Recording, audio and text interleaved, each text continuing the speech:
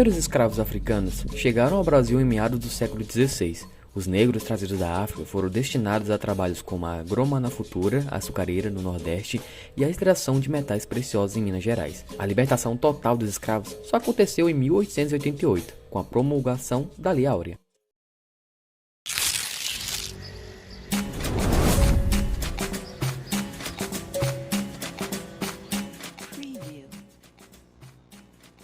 Olá, me chamo Isabelle e sou da turma de Desenvolvimento de Sistemas segundo ano.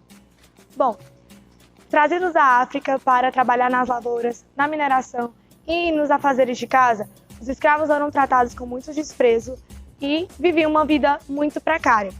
Mas, em 13 de maio de 1888, com a abolição da escravatura por meio da Lei Áurea, que foi libertado mais de 700 mil escravos, sendo assim o Ceará o primeiro estado brasileiro a aderir à Lei Áurea. Bom, já que conhecemos um pouquinho da história de como foi a libertação dos escravos, vamos falar agora sobre uma comunidade que é localizada aqui na região de Pacujá, chamada Batoque, que é uma comunidade quilombola. Então, Isabelle, eu me chamo Wendel e eu vi que você está falando aí sobre a história da libertação dos escravos no Brasil, né? E lá no Batoque, eu conheço o cara certo para contar essa história. Os avós dele, né? O avô dele trabalhava na senzala, a avó dele trabalhava como artesã, incluindo peças de barro. Então é bem interessante. Nossa, que legal!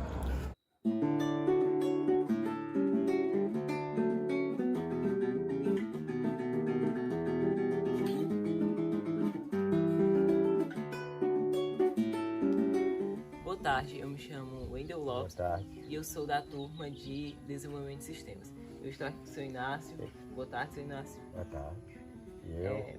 Eu sou o Inácio do Nascimento, moro aqui no Batoque há 88 anos. Certo. Nasci. Como você já sabe, a gente está fazendo aí um documentário sobre a sua cultura e a comunidade. Então, eu gostaria de fazer algumas perguntas. Você está de acordo? Pode fazer. Então, a primeira pergunta é: como a comunidade do Batoque se formou? Olha, eu vou começar agora de uma maneira mais simples que ontem, porque essa aqui, ela começou após a moradia de o meu avô, que era um escravo. Após a abolição de 1888, ele veio morar aqui, ficou-se aqui, e aí começou o pessoal a encostar assim, e aí ficou o quilombo aqui. Certo. E sobre os costumes, a cultura aqui da... Respeito às culturas aqui, a nossa cultura é da roça, trabalhar na roça, ter a cultura de fazer o chapéu de palha, cultura de palha, e tinha de barro também. A minha avó fazia louça de barro para vender às vizinhanças. Então é uma herança, né, cultural? É uma herança cultural. O meu avô era carpinteiro, e a gente vive até hoje. Né? Então, sobre as vestimentas e a culinária, você tem algo a falar? A culinária, não. Isso aí tem muito pouco. Muito pouco do conhecimento. Vocês sabem que no passado as coisas eram mais difíceis, elas vieram se expandir. Após anos e mais anos, é que o pessoal foi se destacando, fazendo alguma coisa de culinária e tal. Naquela época, grosseiramente, a gente vivia de qualquer jeito. Então, eu gostaria de saber se você lembra de alguma história que o seu avô contava.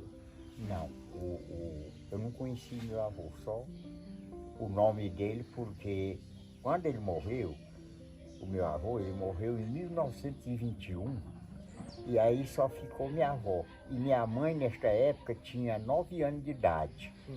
Aí ela cresceu e casou em 34, eu nasci em 35, e a minha história com ela, só dela, a avó, que contava a história. E ela disse que ele era um carpinteiro e tal, um homem trabalhador, trabalhava na roça, e vivia. Enquanto escravo foi na senzala. Como foi o processo da documentação aqui da região ser legalizada? O processo da documentação aqui, ela começou, a gente era tudo trancadinho, que não se sabia, não tinha ideia disso, foi através de uma professora. Uma professora aqui do Pacujá, ela estava ensinando aqui no colégio, E aí um dia ela sugeriu a história, nós estávamos tentando fazer uma igrejinha, como de fato começando, porque essa ali já é outra nova. E ela disse assim, isso aqui, como foi que começou essa história do batoque? Como foi? E aí nós fomos conversar, dizendo para ela mais ou menos como tinha sido. E ela foi e disse, rapaz, isso aqui é um quilombo. E ela foi procurar em Sobral, lá na igreja da Sé, e chegou lá e encontrou a documentação, que na realidade era. E aí a gente partiu daqui para o pessoal mais desenvolvido, e aí a gente foi até a Brasília, e inclusive eles vieram aqui ver, o pessoal dos quilombos, lá, o quilômetro.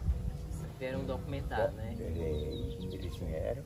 A gente vê que teve todo um processo para vocês chegarem, né, a ter a localidade aqui documentada, mas vocês tiveram um apoio da região, da cidade, da sede do Pacujá? Olha, eles participou o pessoal da prefeitura, foi convidado o secretário, foi convidado o prefeito. O prefeito não veio não, mandou um representante e teve aqui várias pessoas de lá, professores, aqueles que foram convidados vieram.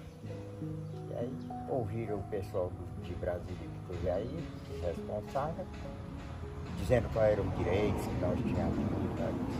E aí ficou mais ou menos isso. E após nós recebemos de lá a carta, após o ser sagrado e divulgado no jornal, aí foi Então é isso, seu Inácio, agradeço pela contribuição.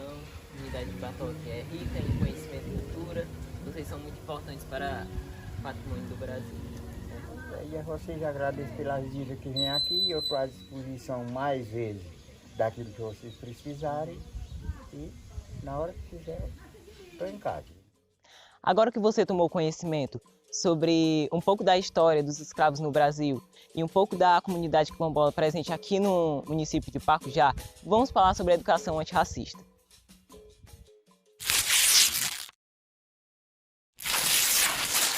Vamos abordar agora 2 pontos importantes para que a gente possa contribuir para a educação antirracista nas escolas e instituições de ensino. O primeiro é fazer diagnósticos de comportamentos e atitudes de racismo no mundo atual. Ter noção e restringir eles é muito importante para que a gente tenha uma educação antirracista nas escolas. O segundo é valorizar a importância da diversidade no âmbito educacional, através de projetos, programas entre núcleo gestor, professores e alunos.